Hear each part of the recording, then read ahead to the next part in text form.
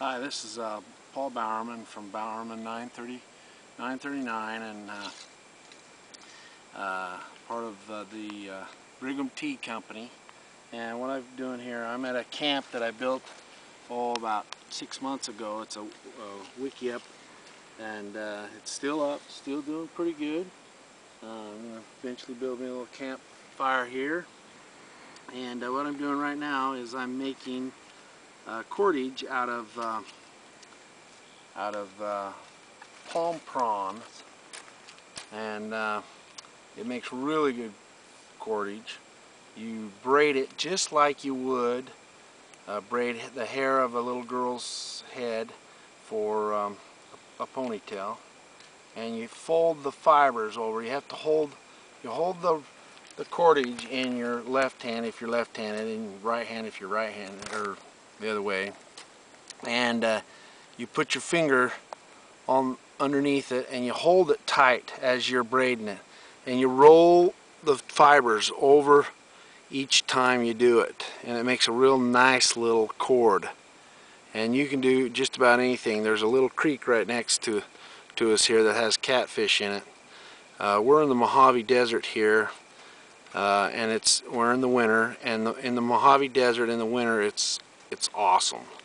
And we're about 70 miles outside of Las Vegas, and if you've ever been to Las Vegas in the middle of the summer, you'll know how hot it gets here. But in the winter it's really nice, and this little creek has catfish in it and crawfish in it, and I'll make me some cordage so that I can catch me a catfish to eat for supper. Anyhow, so what you do as you get close to where you need to braid in some more, you can just keep making this. You take the palm prawn and you pull off a little fiber, and you just pull it, try to get as long a piece as you possibly can, and you keep shredding it down. And if you find a piece that's really long, like that piece that I just made, then you separate it again. I got my granddaughter inside there, she's playing cowboys and Indians. Say hi, Kessa. Hi. And you just shred this down till it's as small as you can get it and as long as you can get it. And what I do, once I get it a length that I need it, I take my thumb and I shred it so that the fibers, I pull the green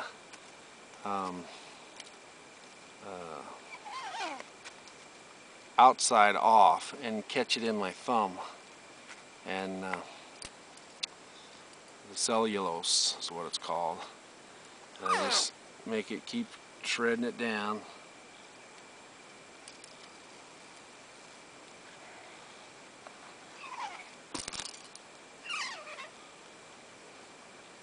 Then all you do is you take a piece of this and you fold it in the next fold.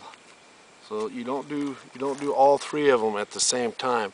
So you fold it in and then you start folding it in, and you keep it real tight and as small as you possibly can in order to keep the line, because a fishing line needs to be as small so the fish don't recognize it.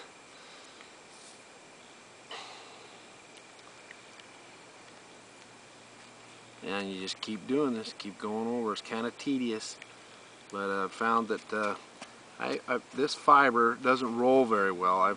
Dave Canterby, who is somebody that I watch very often, I'm not saying his name right, but he rolls it. He rolls his fibers, and he makes a real nice cord. But I've never been able to do that very well. I've been practicing survival skills for about 20 years now. And I've never been able to do that, but I've always had better luck with the braiding. And this braiding works really good when you're using yucca. Yucca is really hard to get it down to where you can roll it. It doesn't want to roll very good, but it will fold in really well. And I've got a yucca rope, not with me, but at home, that's probably 20 feet long.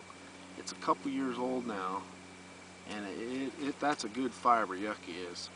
The yucca we have here in the desert it's a really hardy plant. It's probably the only plant that'll survive the heat, that and the creosote. Creosote's not its actual real name. That's the nickname for it. I'm not sure what the real name is.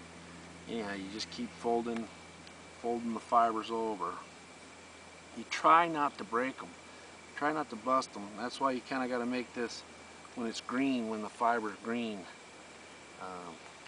Because once it dries, then you have to, what I do is I take a little lard or animal fat and rub into it. Anyhow, that's my video for today. This is Paul Bowerman. Thanks for watching.